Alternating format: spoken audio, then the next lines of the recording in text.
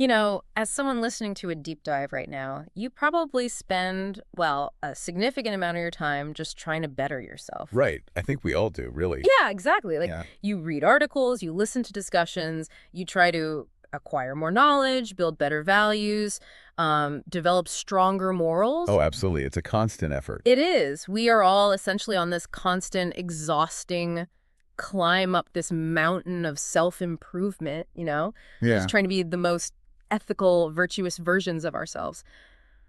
But consider this. Mm-hmm. What if the ultimate peak of existence, like the absolute highest state of being, requires taking all of those morals, all of those carefully constructed values, and just throwing them completely in the trash? I mean, that creates a profound cognitive dissonance right away Oh, for sure. because we're conditioned pretty much from birth to believe that enlightenment or reaching a higher spiritual plane is the ultimate reward for being a spectacularly good person. Right, like they go hand in hand. Exactly. The assumption is that morality and spiritual elevation are locked together on this exact same upward trajectory. Which brings us to the source material we are looking at today.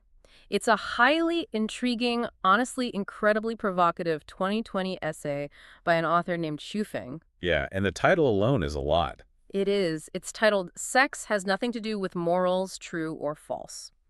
So, our mission today is to explore this text's radical perspective on what it actually means to achieve an enlightened Buddha state of life. And spoiler alert, it really challenges our default settings. Oh, totally. Because according to this author, achieving that state has absolutely nothing to do with being a good person. Okay, let's unpack this. Let's unpack this because right out of the gate, that title might seem a bit disconnected from a discussion about becoming a Buddha. Yeah, to bridge that gap, we really need to dive into a crucial piece of linguistic context from the translation. Right, because it was originally written in Chinese. Yes, exactly. So throughout the essay, the author talks about perceiving nature as the key to enlightenment. But the Chinese word used for nature here is axing. Okay. And axing is the exact same word used for sex. Oh, wow. So the root concept is entirely shared in the language. Yes. So when the title says, sex has nothing to do with morals, and the text later argues that nature has nothing to do with morality, it's pulling from that exact same shared root. That makes so much more sense. Right. Western philosophy often draws a hard line between biology, like our base, natural instincts, and spirituality. Yeah.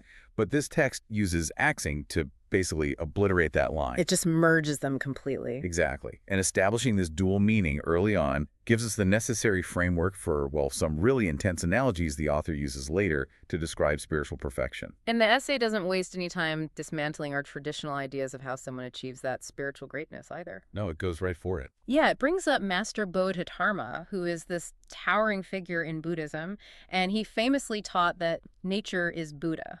Like, if you perceive nature and become nature, you become a celestial or a Buddha. But notice what Bodhidharma leaves out of that equation. Right. Pretty much everything we think is important. Exactly. The author provides a very extensive list of actions that will absolutely not make you a Buddha.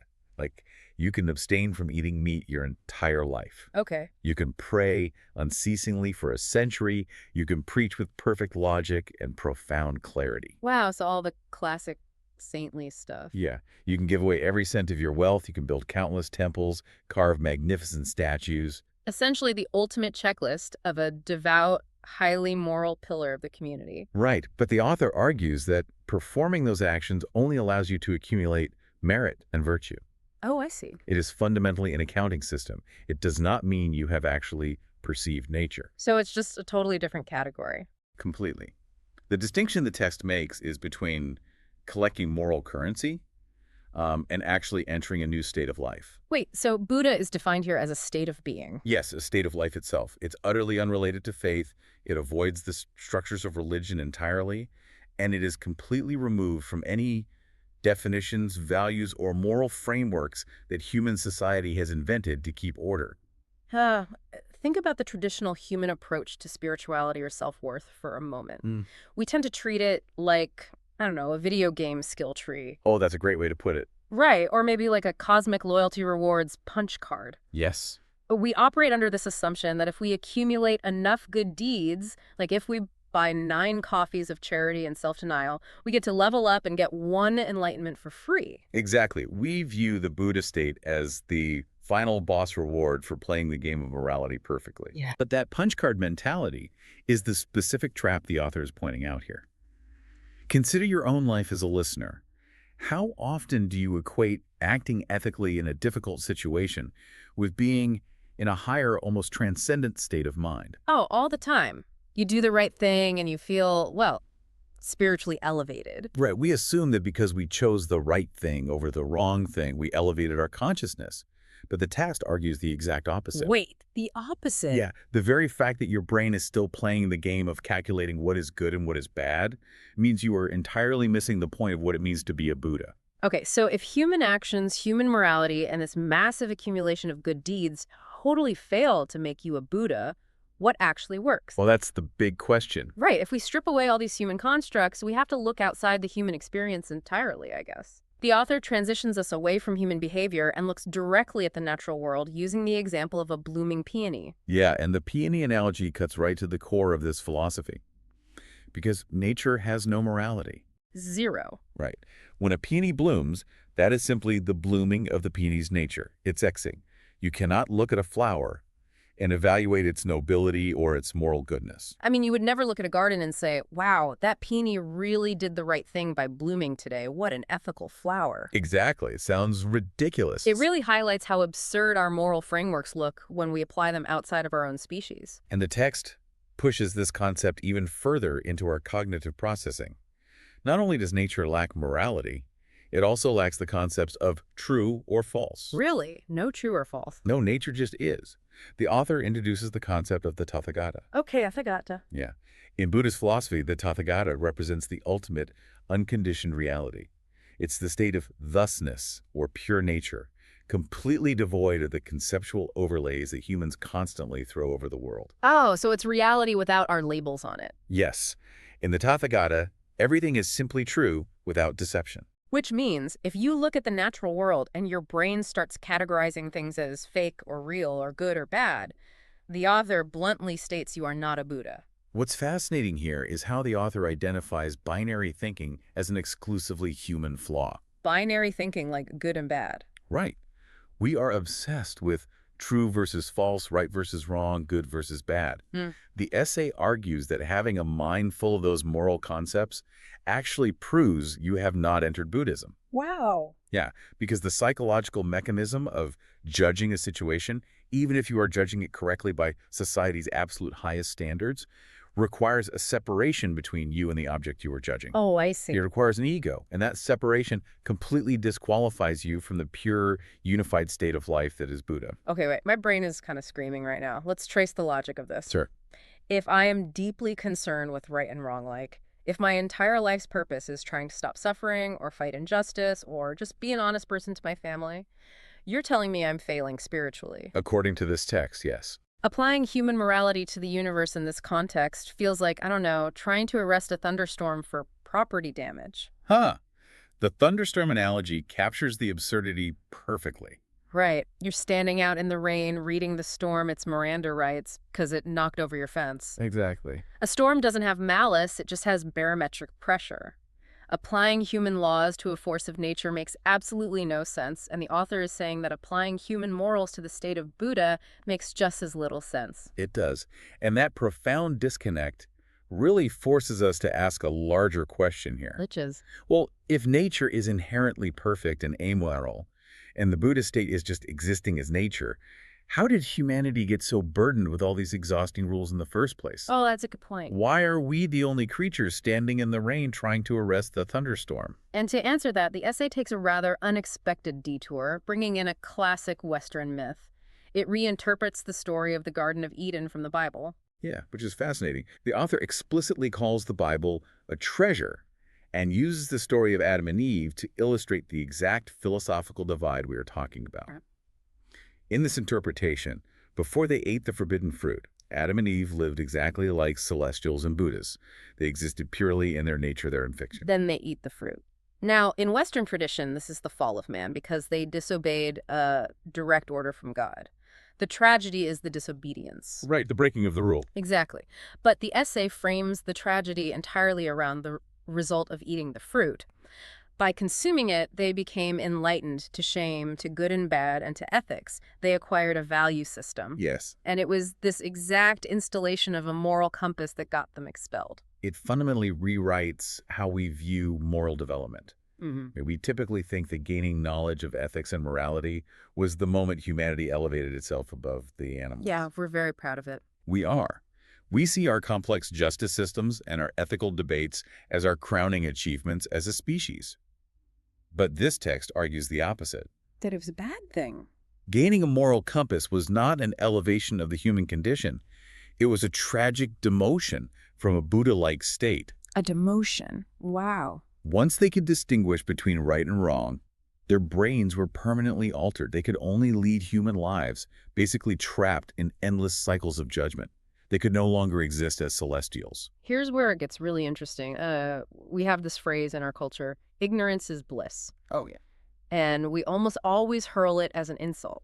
We use it to describe someone who is stubbornly avoiding the news or ignoring a complex societal problem just because it is easier not to care. Right, like they're putting their head in the sand. Exactly.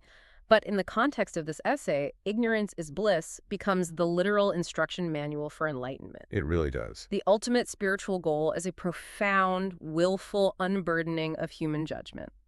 It is an intentional return to that pre-moral Eden. The phrase willful unburdening captures the psychological shift required perfectly. It's not about reverting to a state of stupidity or just being unaware of your surroundings. Right. It is about actively choosing not to process your surroundings through the exhausting, energy-draining filter of human judgment. Okay, but if shedding these ethical burdens is the key to returning to paradise, what does that state of zero judgment actually feel like in practice? It's hard to imagine, isn't it? It is. It's one thing to talk about dismantling your moral compass theoretically, but how does the author describe the actual lived experience of perceiving nature? Well, the text provides a very clear emotional baseline for this. Mm-hmm. Once you perceive nature, you no longer have troubles, pain, anxiety, sorrow, or fear. None of it. None. Which actually makes perfect logical sense within the author's framework. If you lack the mental software to categorize a situation as bad, you cannot possibly feel anxiety or sorrow about it. Right, because the label doesn't exist. Exactly. And to illustrate this, the author brings in two highly vivid examples of what this looks like, returning to that concept of sexing. And this is where the translation context of sexing, meaning both nature and sex, really comes into full view. Yes. The first example is a return to the flower. The author asks, when a lotus flower is in full bloom, do you see any negative, passive, or pessimistic emotions in it? And of course not. No. It is simply blooming. It is entirely present in its biological reality. The text then parallels the blooming lotus with human sexuality.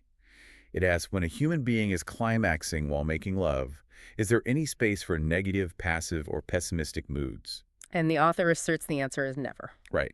In that specific, fleeting moment of climax, the human mind is stripped of its anxieties, its worries about tomorrow, its ethical debates about right and wrong. The whole system just shuts down. The frontal lobe's judgment center is functionally taken offline. What remains is pure, unadulterated presence. It is pure X-sensing.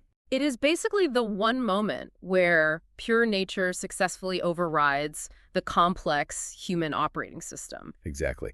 And to make this state permanent is what the text calls entering the Western Elysium world. Okay, what is that? Well, in Buddhist cosmology, this is a pure land, a realm completely free from defilement and suffering. The author reinterprets this realm not as a physical place you go after you die, but as a mental state you achieve when you leave behind the mental activities that distinguish good from bad. Wow, so it's happening right now in your head. If you can achieve it, yes.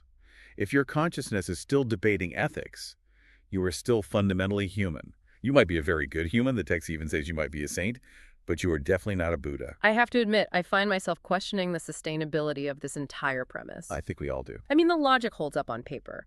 It is easy to have zero anxieties and zero moral debates in your head during a fleeting, biologically overwhelming moment like a climax. But how could anyone maintain that lotus flower energy permanently? Like, how do you go to the grocery store or pay your taxes or navigate a conflict with your neighbor while remaining in a state of amoral, unjudging, pure presence? It's a huge challenge. It seems fundamentally incompatible with actually living in society. And the author actually acknowledges that friction, which brings us to the ultimate difficulty of this philosophy. To maintain that state, to truly become a celestial or a Buddha, you cannot just adopt the philosophy as a weekend hobby. Right. The text states you must throw away everything, and Yeah. it means everything. Yeah, the essay specifically lists throwing away all Buddhist scriptures, all celestial scriptures, all human worldviews, and all moral concepts. You have to return your mind entirely to zero and empty. Which leads into the final and perhaps most mysterious part of our analysis today. Oh, the secret book. Yes, the author, Sofeng, claims to possess a secret book, basically a concrete set of instructions or methods to help a person achieve this exact permanent state of zero. But he won't share it. Right. He explicitly refuses to publish it or state its contents publicly. Which initially feels like a classic mystical cliffhanger, right? Like, I have the answers to the universe, but my lips are sealed. Very much so. But his reasoning for keeping it secret actually reveals a lot about the mechanics of this philosophy. He says he cannot make it public because 99% of the secular world, and crucially, 99% of the Buddhist community, would completely reject and scold him for it. Yes, the backlash would be immense. And he also claims releasing it would hurt the Chanyuan Celestials. And we should probably clarify who the Chanyuan Celestials are, just to understand his hesitation here. Please do. This is a reference to a specific conceptual community envisioned by the author like a group of individuals attempting to live in this pure, pre-Eden, non-judgmental state. It is a utopian concept. Okay, got it. The author believes that if he released the actual practical instructions on how to dismantle all morality, the moral panic from the outside world would be so severe it would destroy this community entirely. So, the ultimate path to enlightenment requires the complete destruction of the very institutions, rules, and scriptures that claim to teach enlightenment in the first place. If we connect this to the bigger picture, the irony is stunning. It really is. Why does reading a Buddhist scripture prevent you from becoming a Buddha? Because a scripture is a rule book. If you are following a rule, you are relying on a human construct of right and wrong. You're calculating. You're calculating, not simply existing. Therefore, the very people seeking enlightenment the most, the devout, the religious, the highly moral seekers who have spent their entire lives reading these scriptures, they would be the most violently opposed to the actual instructions. Because it invalidates their whole life's work. Exactly. The teaching requires them to completely abandon the merit and virtue they have spent their whole lives accumulating. It is the ultimate catch-22. Absolutely. The instructions for absolute, unfettered spiritual freedom are trapped right behind the iron bars of human societal judgment. He can't teach people how to stop judging because their immediate, unavoidable reaction would be to aggressively judge the teaching. And he knows that. Yeah. He concludes the essay by saying he could only stop there, and that people with high spiritual senses will understand. It acts as a fascinating protective mechanism for the philosophy, doesn't it? It does. It really underscores the deep isolation of the state he's describing.